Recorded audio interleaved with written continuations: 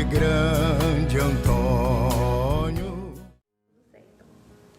Então, hoje nós estamos iniciando o Tríduo em honra a Santo Antônio.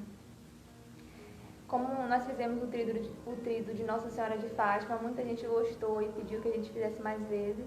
Nós, do TLC, decidimos fazer, o de Santo Antônio, que é um santo muito conhecido, mas infelizmente conhecido basicamente por ser um santo casamenteiro, As pessoas não conhecem a grandiosidade desse santo, desse grande homem. E esse é o nosso intuito, fazer com que as pessoas conheçam mais a história dele e vejam que realmente ele é um grande santo, não só um santo casamenteiro. E hoje o nosso convidado é o Padre Israel. Ele vai falar um pouco da história de Santo Antônio e o Evangelho pra gente. E ele é da comunidade dos Irmãos de São João. Em nome do Pai, do Espírito e do Espírito Santo, que enche os corações dos vossos fiéis e acendei neles o fogo do vosso amor. Enviai, Senhor, o vosso Espírito, e tudo será criado, e renovareis a face da terra. Oremos.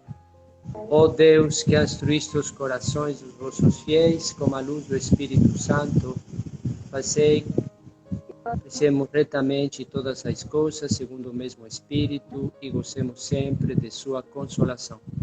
Por Cristo nosso Senhor. Amém. Em nome do Pai, do Filho e do Espírito Santo. Amém. Adin, por uma pequena introdução, é verdade que foi aqui no Salvador, aqui no Brasil, que eu me aproximei mais de Santo Antônio.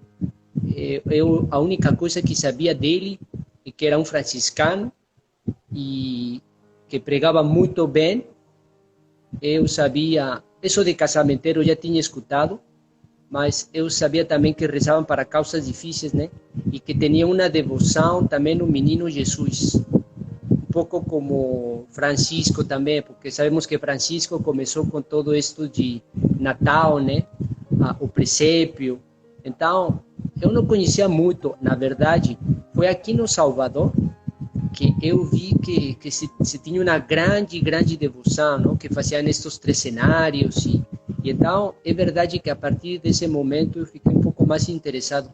E agora que você me convidou para falar um pouco dele, ainda mais, porque descobri aqui alguns tesouros, que vou partilhar com vocês, e algumas catequeses que encontrei dele, alguns textos que depois, se vocês estão interessados, pode ir a procurar.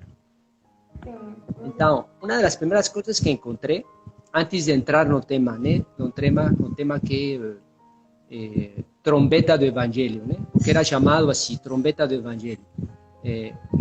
Santo Antônio, que pregava com uma grande paixão o Evangelho. Mas antes de começar esse pequeno tema de trombeta do Evangelho, eu quero colocar aqui alguns aspectos que seguramente vocês já conhecem, mas aí falo um pouco.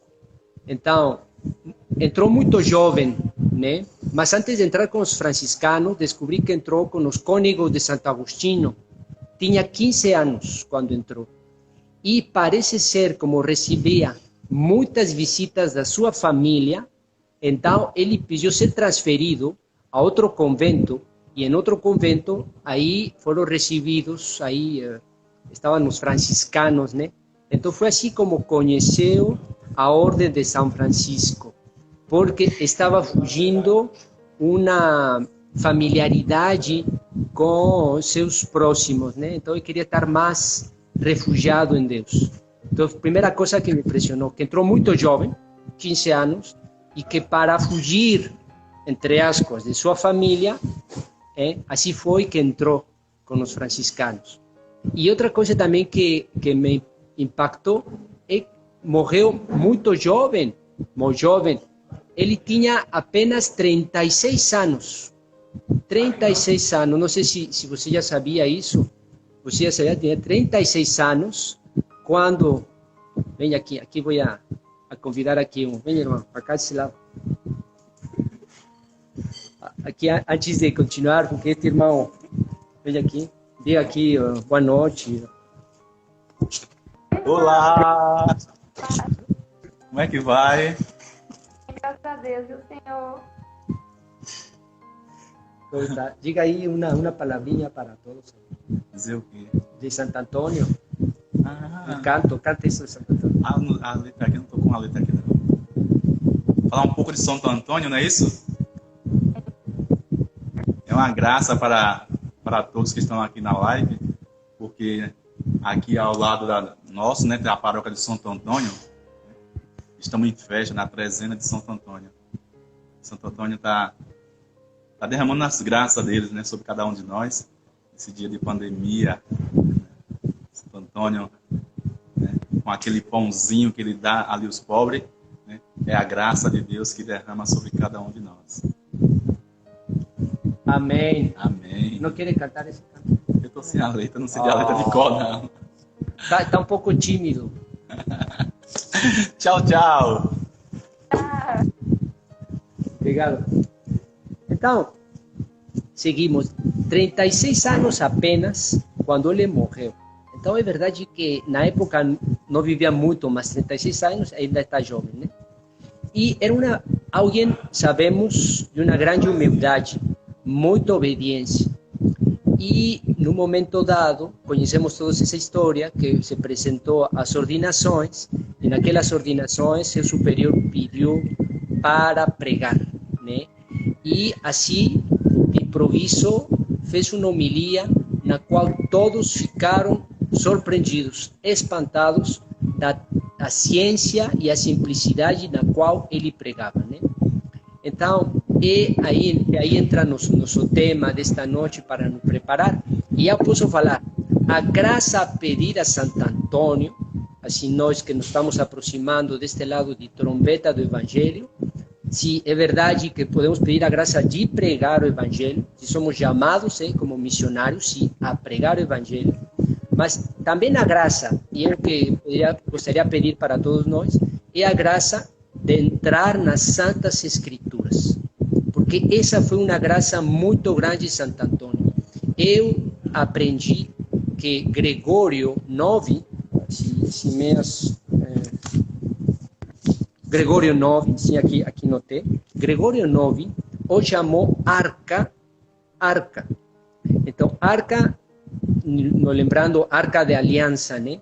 Arca do Antigo e do Novo Testamento. Então, que ele guardava muitos tesouros, conhecia a Santa Escritura de uma maneira impressionante.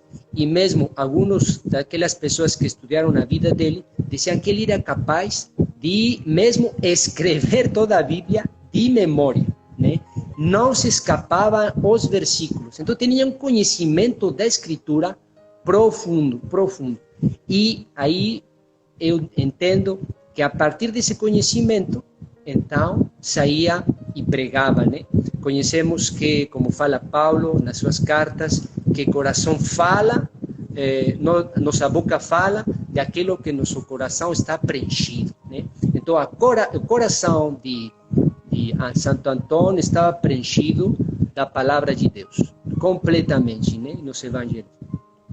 Existem dois livros, né, que são conhecidos dele, então, se você consegue, estaria muito bem. São os sermões dominicais e também os sermões dos santos. Então, foi o que encontrei aí nesses sermões. E aí aí eu encontrei uma que também eu vou partilhar com vocês, se temos um tempo, né, porque ele vai comparar a vida do cristão à vida das abelhas, né, mas isso deixa um pouco mais adiante. Então, a pedir essa graça. E quando estava lendo aquilo, eu pensei em um texto de Paulo a Timóteo, né, que também fala sobre as Escrituras. Estou conhecendo agora Santo Antônio, isto me chamou muito a atenção. Então, é um texto que vou aqui partilhar com vocês. É a segunda carta a Timóteo, capítulo 2. Né? Então, se você depois quer ir a capítulo 2 e capítulo 3, você tem algumas passagens, se você quiser depois ir a olhar, mas acho que é muito atual, não somente na palavra para nosso mundo de hoje, mas também fala muito de Santo Antônio. E, então, só para dar um contexto assim rapidinho, Timóteo é o filho espiritual de Paulo, é seu filho espiritual, né? Y Paulo ya está ahí en esa misma carta y dice, ya para mí llegó a hora de morrer. Eu combati o bom combate, eu guardei a fé, né? Então já se está despedindo finalmente, né? Então essas palavras que vamos encontrar nessa carta é algo assim como seu testamento para seu filho espiritual. Então pensemos a um pai, uma mãe que está deitado, está quase morrendo, né? E nesse momento está dando as palavras a seu filho. E são essas palavras de Paulo para Timóteo. E que vai guardar, que vai falar Paulo nessas palavras? Então, aí tem que estar dando o seu testamento, né? E seu testamento é, entre outras coisas, o seguinte. Diz, lembra-te de Jesus Cristo, e vai falar da palavra de Deus, né? E fala isto. Guarda, primeiro, antes de dizer, nos últimos tempos, os homens maus e sedutores irão de mal a pior, enganando e sendo enganados. Logo fala para Timóteo, permanece firme naquilo que aprendiste e aceitaste, como verdade. E depois diz, desde a infância conheces as sagradas escrituras. Desde a infância conheces as sagradas escrituras, diz, elas têm o poder de te comunicar a sabedoria que conduz à salvação pela fé em Cristo Jesus. Então, as Escrituras contêm a sabedoria capaz de nos salvar, porque as Escrituras nos dão a fé. E depois diz mais adiante, toda a Escritura é inspirada por Deus, é útil para ensinar, argumentar, corrigir, educar na justiça. E antes, está falando, então estou dando os conselhos para Timóteo sobre a palavra de Deus, mas disse que chegarão nos momentos em que os homens não gostarão da sã doutrina e vão se deixar enganar somente por aquilo que essas ciências que vêm a gostar ou vêm a dar, como posso falar isto, a cumprir seus caprichos.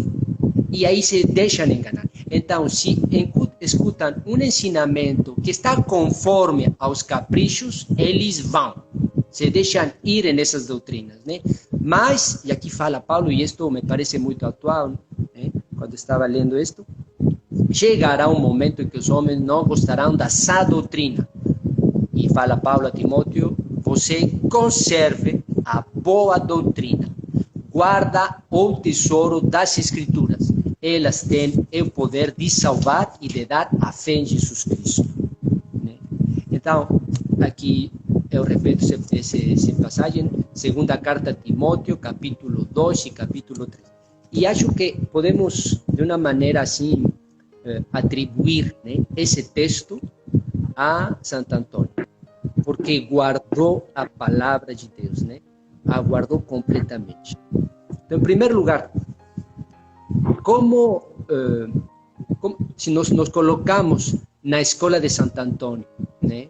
Como poderíamos fazer para guardar esta palavra? E claro, sim, porque ele rezava o Espírito Santo, né? Então sabemos que o autor principal das Escrituras é o Espírito Santo. O Espírito Santo que rezamos cada vez que lemos, né? Aqui tem a Bíblia. Cada vez que nos aproximamos da Bíblia, rezamos o Espírito Santo. E, em segundo lugar, ele também dava de muito esforço, né? Santo Antônio se colocava e estudava as Santas Escrituras. Então, eu quero me aproximar a essa escola de Santo Antônio, como se colocava para ler a Escritura. Se eu posso falar assim, o que Santo Antônio pode nos ensinar para ler a Bíblia de uma maneira correta, né? Eu dou um exemplo que encontramos às vezes quando lemos a Bíblia e às vezes colocamos um texto que se lê de uma maneira literalista, né? E se diz, isto vai ser assim, e às vezes quando eu digo sim, porque eu tenho a fé, está muito bem ter a fé, mas também precisamos um pouco de conhecimento para saber de qué tipo de textos se trata, né? Porque sabemos que a Bíblia tem diferentes tipos de gêneros literários. Então, vamos a ler, não sei se trata um texto profético, um texto poético, um salmo não é um texto profético, né? O Evangelho não é o Cantares dos Cantares, né? O livro do Pentateuco, o livro do Gênesis, então, Santo Antônio, está escutando? Viva! Então, existem diferentes tipos no livro da Bíblia. Então, seria assim como uma falta de inteligência de nosso lado tomar um livro profético.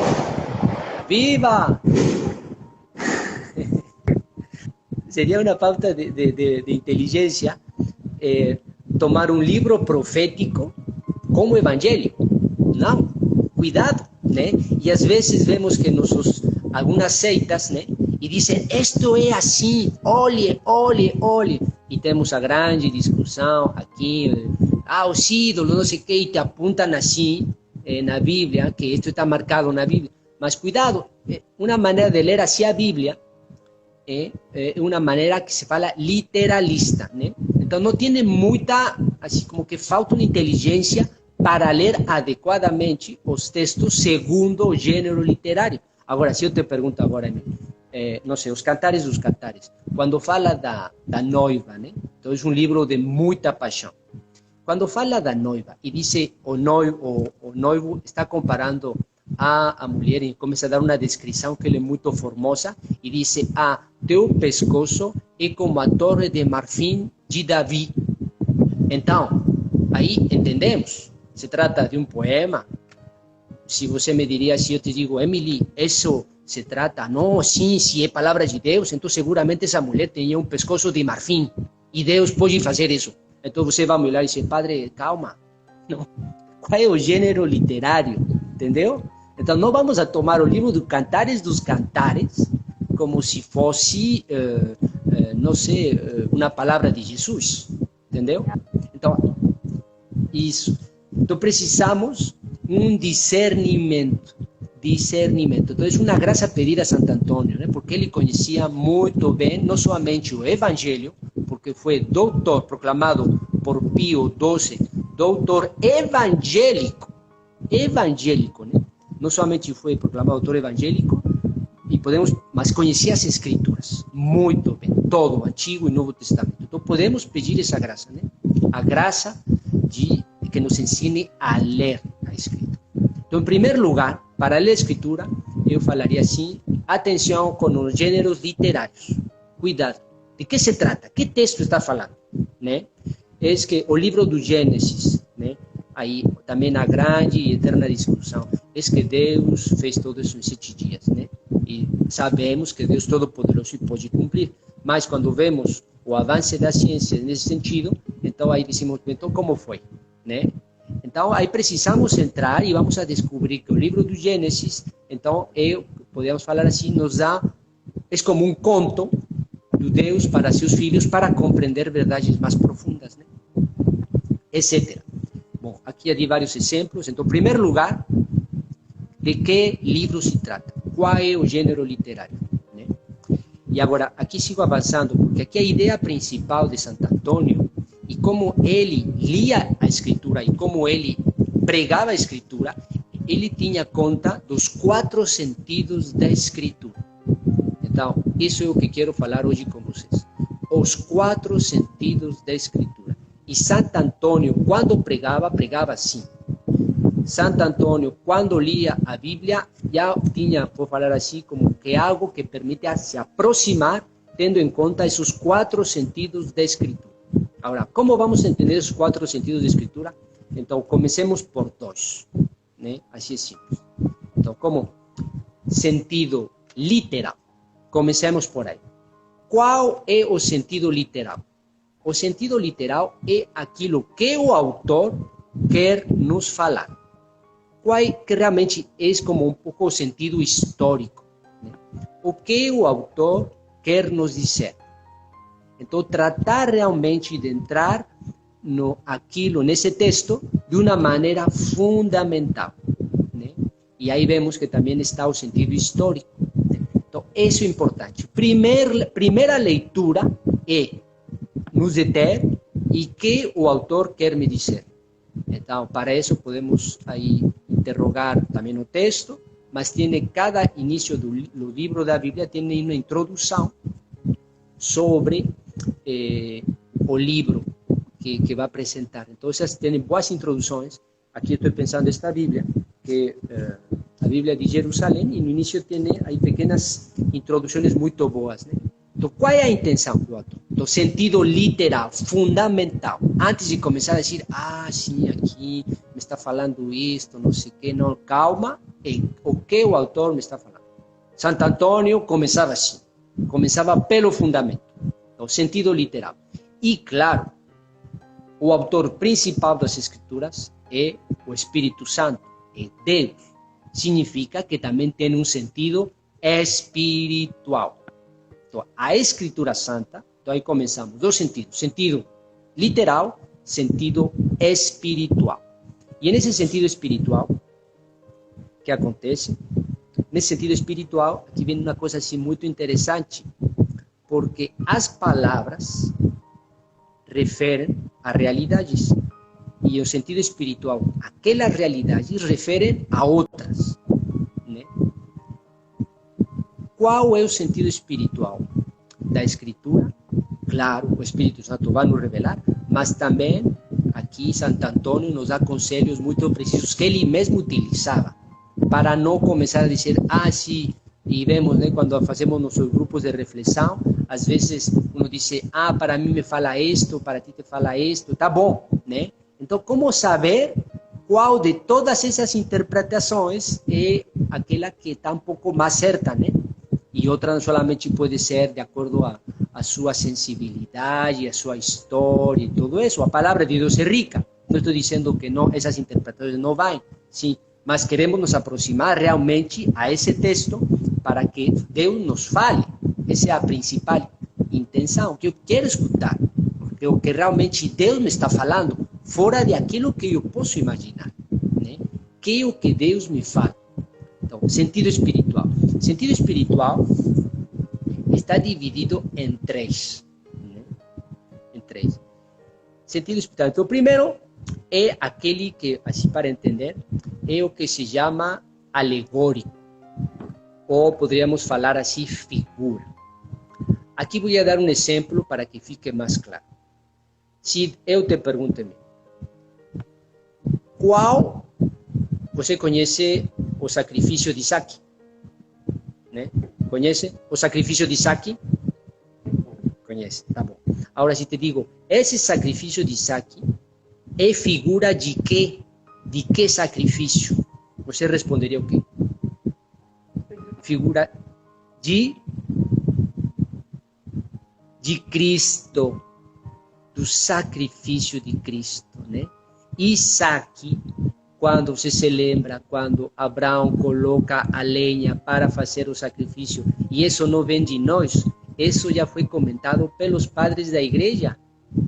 Então, Isaac, 2000 anos antes, 1800 anos antes que Cristo chegasse aqui, se encarnasse, Isaac estava já sendo figura de Cristo.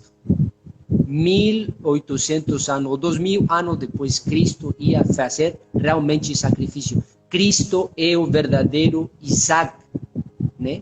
Figura. Então, veja, Santo Antônio pensava assim. Quando lia o Antigo Testamento, estava pensando em quem? Em Cristo. Disse, isto que estou aqui é figura de Cristo. Mas como se relaciona? Porque vemos que a Escritura está velada, né? E não ser revelada, ao mesmo tempo, está como que escondida, não? Como que temos que entrar. Então, veja só, que ensinamento nos dá Santo Antônio. Então, qual é a figura que nos é mostrada? Qual é a figura de Cristo, ou qual é a figura do Novo Testamento que nos é mostrada no Antigo Testamento, né? Em primeiro lugar. Então, e isso se chama alegórico, né? Alegórico. Mas este alegórico, então aqui eu fui ao passado. né? Então, quando é o passado, assim. Mas este alegórico, ou esta figura, melhor dito, esta figura, também pode se referir a uma coisa futura, né?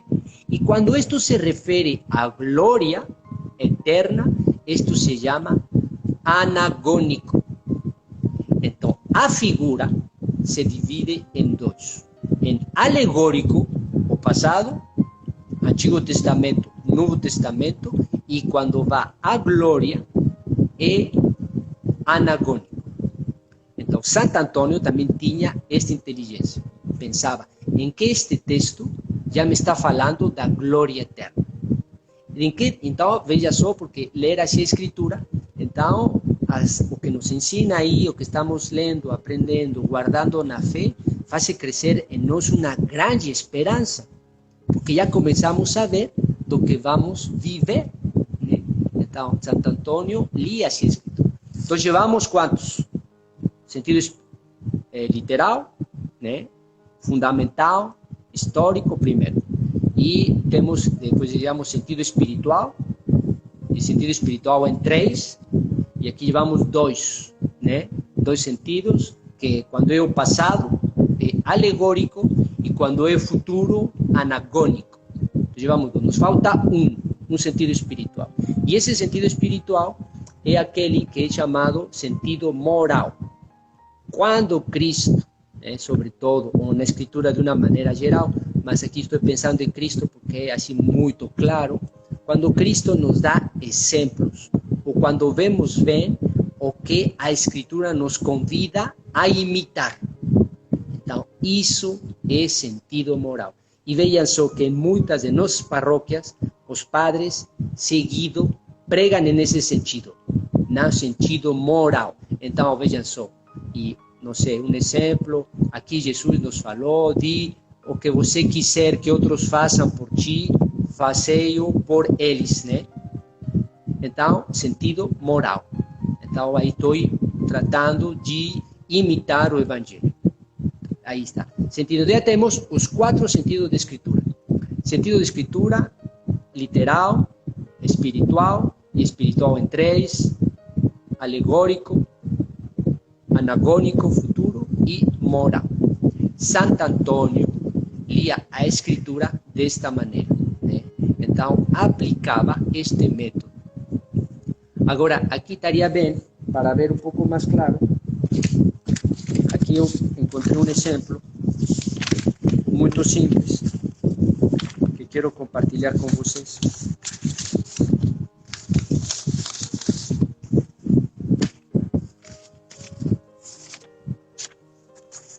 Não sei onde está.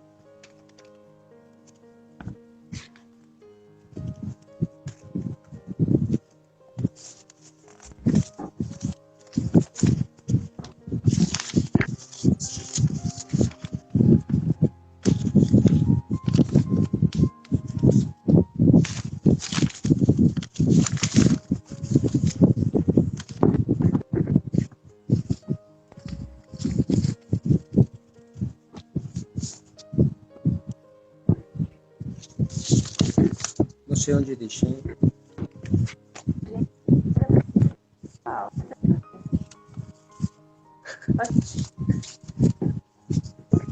Eu queria falar exatamente como encontrei esse texto, mas acho que não sei, não trouxe, eu já perdi.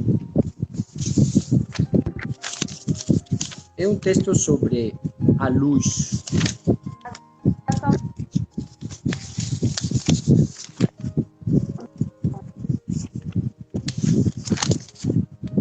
Enfim, não há.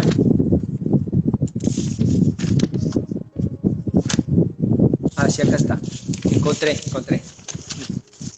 Então, veja só, é muito simples. Você se lembra os 4 sentidos no livro do Gênesis, quando Deus fala, haja luz, né? A primeira palavra. E começa a criação, a distância. Haja luz.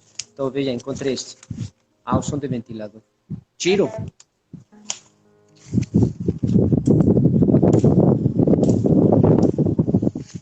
Acho que aí vai estar melhor. Não, aí me escuta melhor? Muito melhor, né? O som de Emily está muito baixo. Obrigado, Yasmin. Ótimo. Não sabe. Então, vamos lá. Nestes 4 sentidos, né? Sentido literal, sentido alegórico, sentido anagônico e sentido moral. Tá bom? Com esta simples palavra. Veja só. Haja luz. Haja luz. Na primeira. Qual seria o sentido literal? Haja luz, a luz material. Simples, né? A luz material. Sentido literal. Qual seria o sentido alegórico? O sentido alegórico, aqui nos dá que o Cristo nasce na igreja. Cristo nasce na igreja seria um sentido alegórico. Cristo, que por Cristo se entra na glória, seria sentido anagônico. Cristo nasce na igreja, alegórico. Cristo entra na glória, anagônico. E moral, que todos sejamos iluminados por Cristo. Inflamados em nosso coração, iluminados em nossa inteligência, para imitar os ensinamentos de Cristo. Então, isso foi o que gostei de encontrar nesta vida e compartilhar com vocês agora sobre Santo Antônio. Então, esta maneira de entrar na Escritura, de ler a Escritura, né? Então, como estávamos aí escutando no início com Paulo a Timóteo, né? Então, que a Escritura Santa tem o poder de nos salvar, né? Por Cristo na fé. E vejam só que aqui, se podemos resumir de outra maneira, ou falando de outra maneira, eu falaria o seguinte, que a Escritura nos dá a verdadeira fé, nos dá a fé que é reta, mas também nos ensina a ação boa, a ação reta, o que é correto a fazer, né? Então, é por isso que nos alimentar da palavra de Deus vai provocar uma fé, guardar a fé, e isto se vai ver assim em nossa vida, né? Porque não podemos estar tranquilos. Acho que se lemos a palavra de Deus e rezamos com a palavra de Deus, aos poucos vamos sentir como esta palavra nos começa a incomodar e ela vai fazer que mudemos de vida, né? Santo Antônio não era conhecido por ninguém e foi a providência que quis que ele pregasse nessa ordenação sacerdotal, né? E pregou e então todos ficaram espantados. A esse ponto, eu não sabia também que quando fizeram exumar seu corpo, a língua de Santo Antônio estava intacta. Estava boa. Estava boa a língua. Então, o corpo já, mas a língua estava boa. Então, veja só, uma língua que é completamente ao serviço da pregação. Ao serviço da pregação. Então, não todos nós não pregamos, né? É por isso que estava começando a graça a pedir para nós é começar por ler a Escritura de uma maneira correta, né? Se podemos rezar com a Escritura, ainda melhor, né? Rezar e ler a Escritura, porque é verdade que, e esse também, esse é nosso dever como pastores, né? A ensinar o povo de Deus como ler a Bíblia, né? E agora, seguindo, e é uma graça pedir agora a Santo Antônio, como ler a Escritura, como rezar a Escritura, não estar inventando coisas que não estão na Bíblia, mas o que realmente Deus nos está falando, o que Deus me quer dizer. E isso, né? Isso é verdade, e isso não vem do meu sentimento. Não, isso vem realmente da palavra de Deus. Então, era isto, Emily, que eu queria compartilhar com vocês. Também faltou uma última coisa. Não, se existem perguntas, podemos aí, se tem algumas perguntas, podemos responder. Dúvida, pode colocar aí que a gente vai tentar responder. A gente não, o padre, né? Que ele está ciente. Sim, sim, tem. Se não, aqui eu quero compartilhar. Eu encontrei na internet um sermão aí sobre o bom cristão. O bom cristão. Santo Antônio. Então, este sermão você encontra aqui da data no domingo, do terceiro domingo de Quaresma. O terceiro domingo de Quaresma, em aquele livro de sermões. Então, é um extrato desse livro dos sermões. E aqui, Santo Antônio vai nos apresentar em que consiste o bom cristão. E vai comparar com uma abelha. Uma abelha, né? Então, diz que as abelhas são aquelas abelhas escuras, né? Não são aquelas que estão assim muito amarelas, mas são aquelas que estão um pouco escuras. São essas abelhas que vai tomar aqui. E diz, em primeiro lugar, as abelhas trabalham sem descanso. Têm as asas fininhas e são escuras, um pouco como queimadas, né? Então, trabalham sem descanso, e aqui vai dizer que as abelhas, assim como os bons cristãos, sempre estão ocupados fazendo algo, em boas obras. Não estão preguiçosos ou não estão fazendo não sei o quê, e então a tentação chega muito mais fácil, né? Então, aqui, em primeiro lugar, são aqueles que estão ocupados em boas obras. Então, são trabalhadores, são bons cristãos. Tem as asas finas. Agora, o que consiste isso? Ele fala assim: isto aí, desprezam as vaidades e os prazeres do mundo e se inflamam de amor pelo reino celestial. Então, ele aí dá este significado. Então, ter as asas finas é desprezar a vaidade e os prazeres do mundo, né? Por que são de escura? E então, aqui vai tomar, para esclarecer isto, vai tomar também uma parte do livro dos Cantares, quando fala de aquela noiva que é morena, não sei como fala, se é negra ou morena. Morena, aqui fala, morena. Diz, sou morena, mais formosa. Você se lembra dessa passagem nos Cantares dos Cantares? Sou morena, mais formosa. E ele fala aqui que é morena porque as abstinências, o jejum, as vigílias me tornaram assim, mas a alma está bela, pela pureza da mente e pela integridade da fé, né? Então aqui não leio todo, mas vai dar toda essa passagem porque vai citar muito os Cantares dos Cantares. Então veja só, a penitência que vai ajudar a esse autodomínio, mas também que vai fazer que a alma se mostre bela. Isso. Depois, aí dá. Esses são os pontos da bom cristãos. Agora ele fala dos os cristãos que não são bons, ou inautênticos, como ele fala. Cristãos inautênticos. São aquelas abelhas de bela aparência, mas que aqui fala, são cristãos inautênticos, e todos os que não sabem fazer outra coisa sino se agitar os quatro ventos.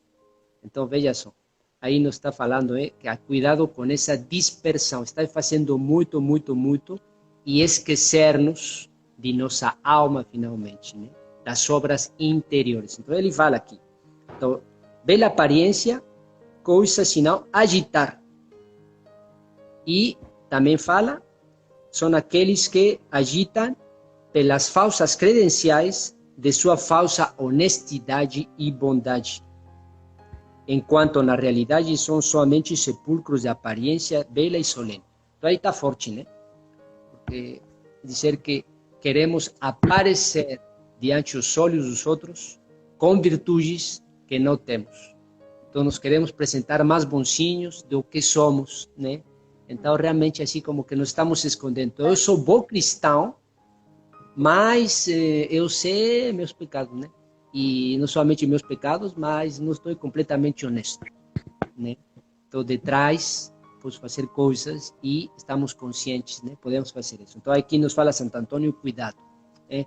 Então, isto seria um bom sermão, o que ele fez, né? Um sermão para a Quaresma. Então são cristãos autênticos. As tentações do maligno atacam especialmente aquelas pessoas honestas e virtuosas, quando percebem que não agiram corretamente. Mas, imediatamente, aqui está falando, passou as abelhas, aquelas que estão negras, né? E diz que vão expulsar, como as abelhas, de que entra um bichinho. Elas tratam e até que ele vai fugir, né? Então aqui nos fala, esses cristãos que quando chega a tentação, não ficam quietos, até que aquele pensamento que está perturbando aquela tentação fica fora, né? Então não podemos nos contentar com qualquer tipo de pensamento ou de tentação, sino que temos que imitar as abelhas, que quando entra em um bichinho, nesse, não sei como se chama, panel, aí, isso, entra, então tem que fazer tudo para expulsar, né? Isso faz o exemplo as abelhas. E aqui nos fala e colocar todo cuidado nos buracos da entrada da colmeia, né? Como você estava falando. Então, aqui está. Então, um pequeno sermão que aí convido. Então, é o bom cristão. O bom cristão é um sermão de Santo Antônio, que compara as abelhas. Então, Emily, pues chegamos, não sei quanto tempo aí nos falta, mas o que eu queria compartilhar com vocês sobre Santo Antônio e rezar. Então, se temos ainda, não sei quanto tempo nos falta, mas se podemos rezar um pouco e eu dar a bênção do Senhor, exortando, ou como lo fez esta noite, já nos aproximando a esta festa, para ler as Escrituras, né? Para deixar-nos preencher o coração pelas Santas Escrituras e ler de uma maneira adequada, né? Ler de uma maneira e rezar também com as Santas Escrituras. Amém. Amém. Padre, foi muito bom. Eu já quero agradecer, né? Foi uma aula a começar de mim, né? Eu aprendi muito e tenho certeza que o pessoal que acompanhou aí também. Muito bom mesmo. Eu quero agradecer mais uma vez, né, o seu convite e dizer que o TLC está de portas abertas para o senhor, se você quiser. Estamos à disposição. E podemos encerrar, né, com a oração. Você quer fazer a oração e dar a bênção? Nós temos 8 minutos. Fique à vontade. Então, 8 minutos, tá bom. Depois eu dou os avisos paroquiais, né? Os avisos finais. Tá bom. Então, vou tomar o texto que nos vai ser dado o sábado, né? Com esse vamos rezar. Em nome do Pai, do Filho e do Espírito Santo. Amém. É do Evangelho segundo Mateus, capítulo 5 a 33. Naquele tempo, disse Jesus aos seus discípulos: Vós ouviste o que foi dito aos antigos: Não jurarás falso, mas cumprirás os teus juramentos feitos ao Senhor. Eu, porém, vos digo: não jureis de modo algum, nem pelo céu, porque é o trono de Deus, nem pela terra, porque é o suporte onde apoia os seus pés, nem por Jerusalém, porque é a cidade do grande rei. Não jures tampouco pela tua cabeça, porque tu não podes tornar branco ou preto um só fio de cabelo. Seja o vosso sim, sim, e o vosso não, não. Tudo que for além disso vem do maligno. Palavra da salvação. Glória a vós, Senhor. Então, se tomamos este texto, né, e damos assim uma leitura pedindo, né, já rezando com este evangelho, então podemos pensar assim, que é verdade que às vezes nossa palavra, né, com respeito a nós mesmos, não damos suficientemente o valor. Quer dizer que para nós mesmos, nossa palavra às vezes não tem o peso necessário. Pois quando dizemos sim, às vezes é não. E quando dizemos não, às vezes é sim, né? Então dizemos não, não, não, mas no fundo sabemos que não estamos muito de acordo, né? Então, vejam só que para todos, né? Porque também para um padre, eu me pongo, começo a pregar e eu sei o que tenho que pregar, mas se eu prego coisas que as ovelhas querem escutar, então eu estou pregando sim, mas pode ser que eu estou dentro não, ou ao contrário, né?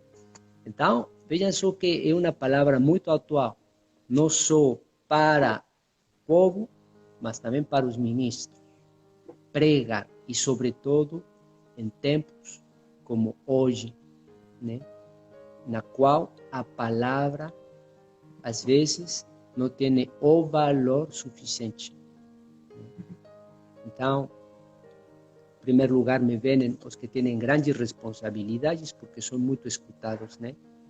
Então, que recemos nós por todos aqueles responsáveis, e agora como estamos, sobretudo, responsáveis da igreja, que não fiquem calados, porque hoje precisamos dessas vozes deles. Então, eles não podem ficar calados dizendo um discurso de acordo ao que o mundo gostaria de ouvir. Não, não. Nós estamos de acordo ao que Cristo nos fala, ao que o Evangelho nos fala. E aqui Cristo nos fala que sua palavra seja sim, um não. Então você não tem que acrescentar mais. Então veja só, se temos um grande responsável da nossa igreja que fale assim, estamos precisando. Precisamos, todos, porque todos somos partes desse povo de Deus, que falem com força, que falem com audácia, que defendam o Evangelho, né? E aqui me vem uma palavra muito atual, né? Você sabe que Papa Bento XVI acaba de sair uma biografia na alemão, não sei se sabe, em maio, no início de maio, na Alemanha só. E nessa biografia ele falava assim, e foi muito criticado por isso, né?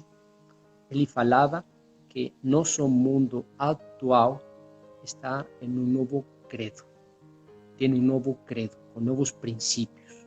E se aqueles não aderem a esses princípios, vão ser excluídos desse novo credo, né? Eu vou falar assim, humanista, né? Existem dois princípios desse credo humanista. Quais são?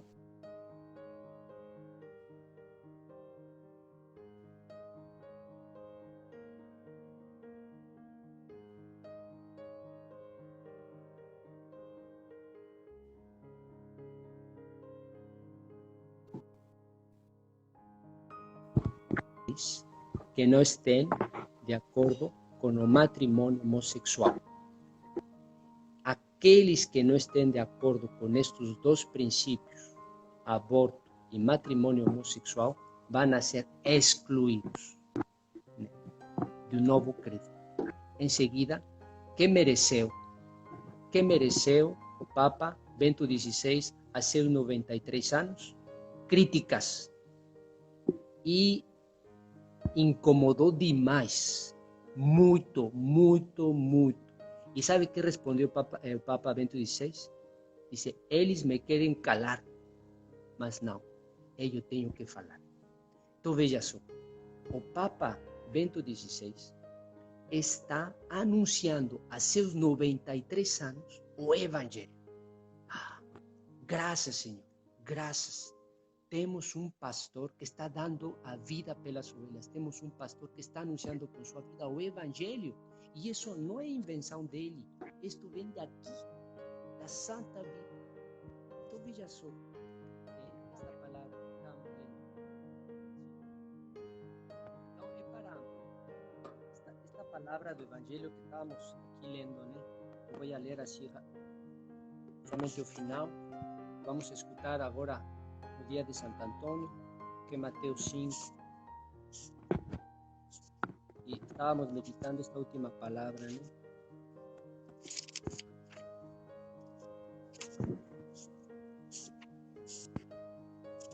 E que fala assim: não jures tampouco pela tua cabeça, porque tu não podes tornar branco ou preto um só fio de cabelo.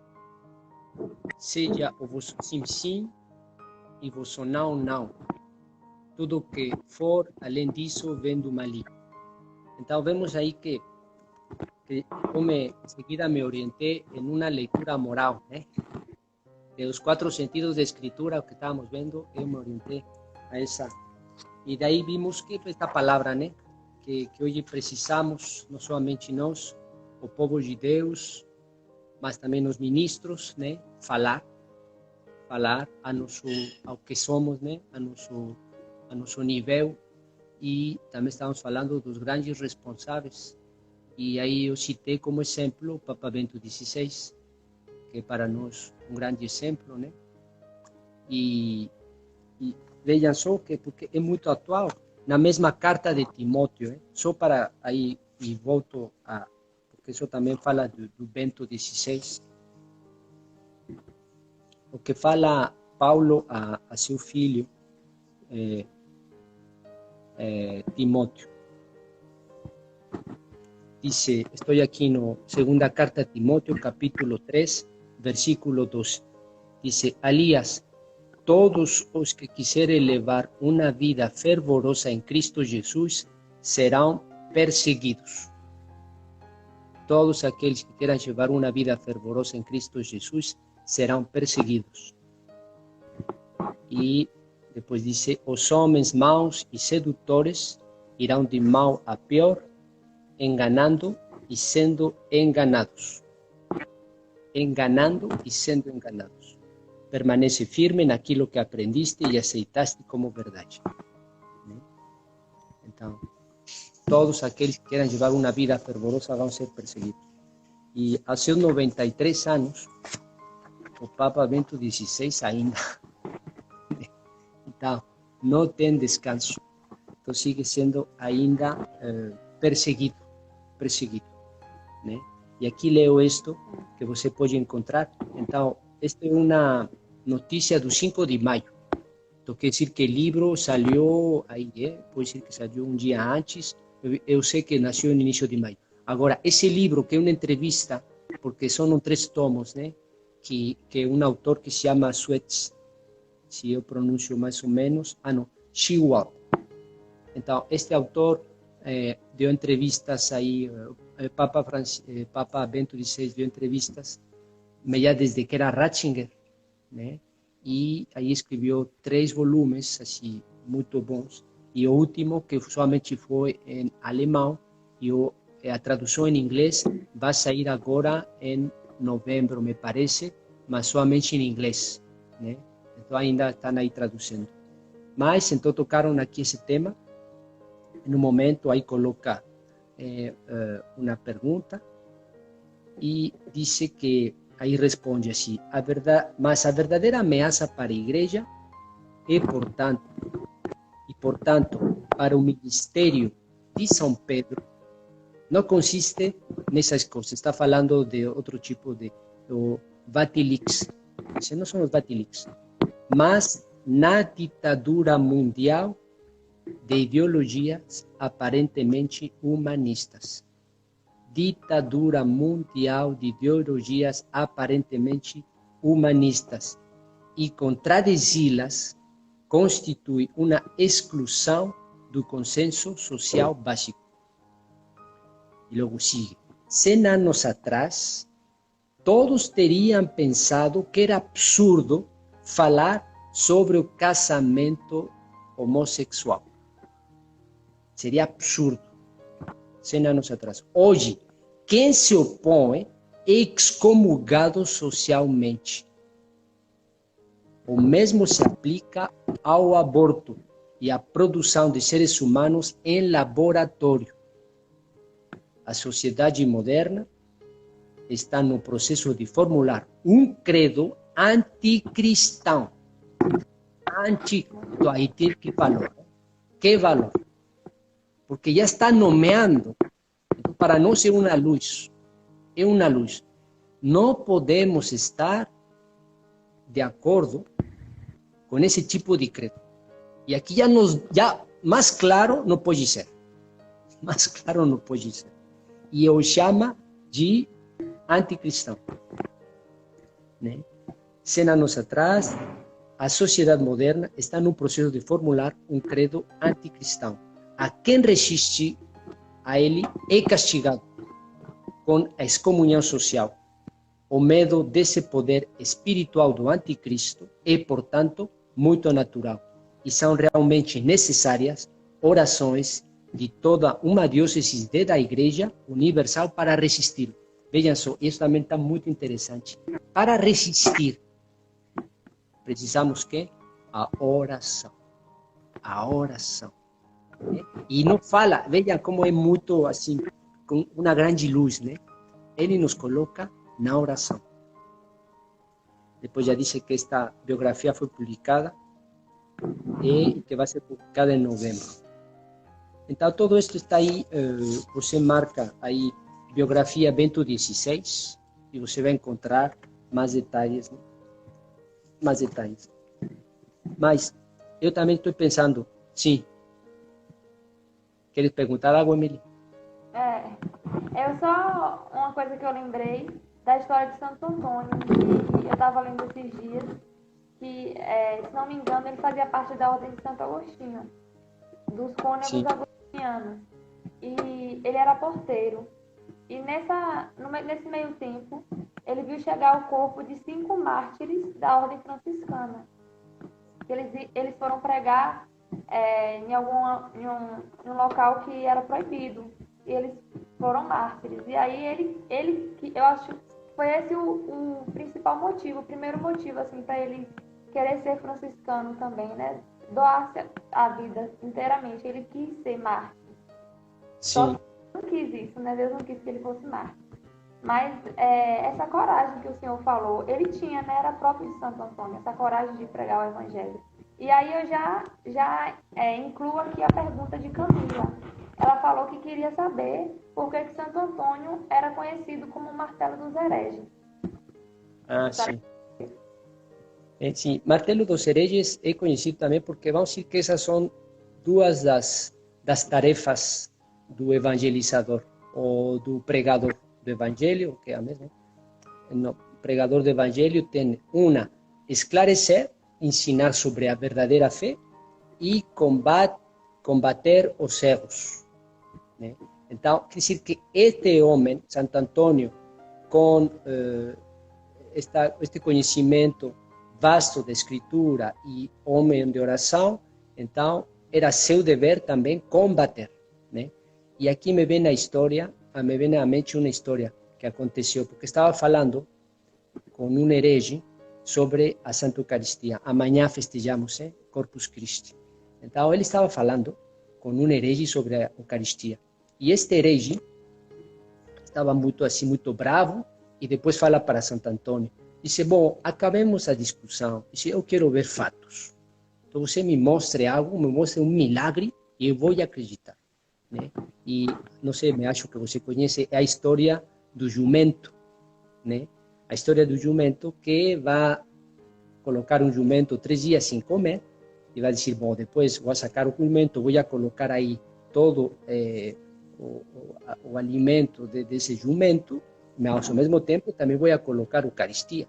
Se o jumento vem e se coloca, se baixa a cabeça diante da Eucaristia, você vai ver, vai ser um milagre. Né? E foi o que aconteceu. Coloca a Eucaristia, o jumento sai 3 dias sem ter comido, e a primeira coisa, esquece toda aquela reuva, né, que ia comer, mas e vai e se postra diante diante do Santíssimo Sacramento. Então aí realiza milagre, não? E também era tamaturgo, realizava muitas curações. E respeito a isso, me parece também aqui posso acrescentar algo sobre isto da heresia, né? Porque é verdade, assim que nós, como tratar com estas pessoas, né? Porque herege quer dizer que tem um aspecto da fé, mas que está errado e que se fecha, né? Que não quer escutar razões, que está assim como que em sua ideia. Diz, isto é assim, não pode ser de outra maneira, né? Um exemplo. As heresias sempre são muito perto da fé. Agora, te vou dizer, por exemplo, uma heresia. Se eu te pergunto assim, tive um tempo em que Deus não era o Pai. Tive um tempo em que Deus não era Pai, porque não tinha gerado o Filho. Se eu te falo isso assim, você diria o quê? Tive um tempo em que Deus não era Pai, porque não tinha gerado o Filho. E ainda te vou dar uma passagem que confirma isso que estou falando. Qual? Primeira carta aos Colossenses 1:15, quando fala que Jesus é o primogênito. Então eu te falo, Emily, Jesus Cristo é o primogênito, significa que antes não existia. Então, que no momento foi criado. Se foi criado, houve um tempo em que Deus era Deus, mas não era Pai, porque criou. E quando você sigue lendo Colossenses, você vai ver que a partir dessa criação, que é seu filho, vai criar todo. Então você me escuta assim, me diz, tá bom. Emily, heresia, tudo o que acabo de te falar, heresia. Tá vendo? Cuidado. Aí tu diz, como, padre? Não, eu pensei que estava bom. Não, heresia. E isso foi uma heresia que é conhecida, Ário, que era um bispo. Tá vendo? Era um bispo da Igreja Católica que colocou esta frase e que detrás dele existiram muitos. E que uma heresia faz muito mal. Por quê? Porque a consequência disto significa que Cristo, Jesus Cristo, não é filho de Deus, não tem a mesma identidade de Deus. Então, aquilo que falamos no credo, Deus de Deus, luz de luz, não é verdade. Isso quer dizer que Jesus Cristo, é uma criatura, mas não é Deus. Sim, é uma criatura, a primeira das criaturas, o primogênito da criação, mas não é Deus. Heresia. Não, Jesus fala, eu sou, né? Filho de Deus.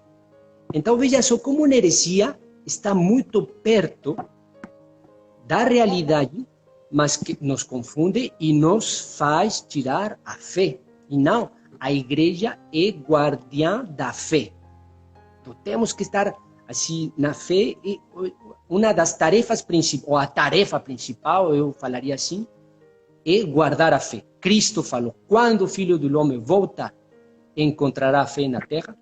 Então, acho que isto é muito importante, a fé, porque Cristo nos pede de guardar a fé. Então, veja só, como aqui te estou dando uma heresia, hein? Cristo, quer dizer que Cristo finalmente é uma criatura, não é Deus. Baixa a fé. Então, veja só que aqui Santo Antônio fez um trabalho muito forte, porque com sua doutrina, com o conhecimento da Escritura, acabava com essas heresias e dava o verdadeiro conhecimento de Deus, né? Então, nós precisamos, aqui como está falando Camila, sim, Camila tem razão, precisamos estudar a santa doutrina, a boa doutrina, né? Então, e aqui é muito simples como fazer. Você ler a Bíblia, sim, e o catecismo, estudar. Aí o catecismo é terra sólida, né? Aí temos boas bases, né? E também a Santa Bíblia. E também, então, nós, os pastores, né? Aí, os ministros, aí como Santo Antônio, que estava ao serviço desse povo e que todas essas heresias as desvazia, né? Para pregar a verdadeira fé. Então, isso está assim, sempre muito junto da verdade. Muito junto da verdade. Sim. Então, nós acolhemos as Santas Escrituras e o autor é o Espírito Santo, né? E resultaria assim, então, muito interessante também fazer todo esse estudo, mas bom, ele é mais científico, ou exegético, né? Mas muito apaixonante também quando vemos como eles descobriram todos, como os livros, a canonicidade dos livros, né? Porque às vezes também nos perguntam, dizem, o que me prova que este livro é verdadeiro? Por que os protestantes não têm esses livros? E por que você fala assim, né? Então não se trata de ser um erudito na matéria exegética, mas conhecer, né, os princípios. E comecemos pelo catecismo. O catecismo nos dá realmente quais são os livros, isso, a base. E aí temos que começar todos. Então, qual é a base? É verdade. Muito bom, viu, padre? Muito Tá obrigada bom. mais uma vez. Foi excelente. Então agora vamos rezar assim, não? E já dou a bênção para todos os órgãos. Em nome do Pai, do Filho e do Espírito Santo. Amém. Vamos a pedir ao Senhor, neste tempo que nos deu de encontro, de amar sua palavra, de amar a palavra, de ensinar, acolher a palavra como ela é, palavra de Deus, e não diminuir essa palavra, né? Não podemos, senão nós conhecer e nos conformar esta palavra de Deus. E peçamos esta graça a Santo Antônio. Agora, aquele casamentero, pues que ele não case com a palavra de Deus, que seja a palavra de Deus aquela que nos, como aquela que falava Salomão, a sabedoria que nos esclarece, a sabedoria que nos vai dar essa luz de discernimento. Nós precisamos muito de discernimento nestes tempos, muito, porque senão ficamos confundidos e muita gente se está confundindo e ligada a muitas coisas, né? Então estão deixando a igreja confundidas, desiludidas também. Então nós somos herautos do Evangelho e nós comecemos por guardar essa palavra, né? Então, nesta bênção que vou dar, essa é a graça que vou pedir para todos os presentes, para ti, Emily, e todos vocês que eu conheço, para que o Senhor, por meio de sua palavra, esteja presente em nossas vidas. O Senhor esteja convosco. Que Deus Todo-Poderoso, pelo coração imaculado de Maria e Santo Antônio vos abençoe e dê este amor e a inteligência das Santas Escrituras para conservar a fé. Em nome do Pai, do Filho e do Espírito Santo. Amém. Muito obrigada mais uma vez, foi maravilhoso. Deus abençoe o Senhor, os irmãos aí, todos eles. Saudades. Deus te abençoe, Emily. Obrigado a ti. Nos estamos vendo. Salve, grande Antônio.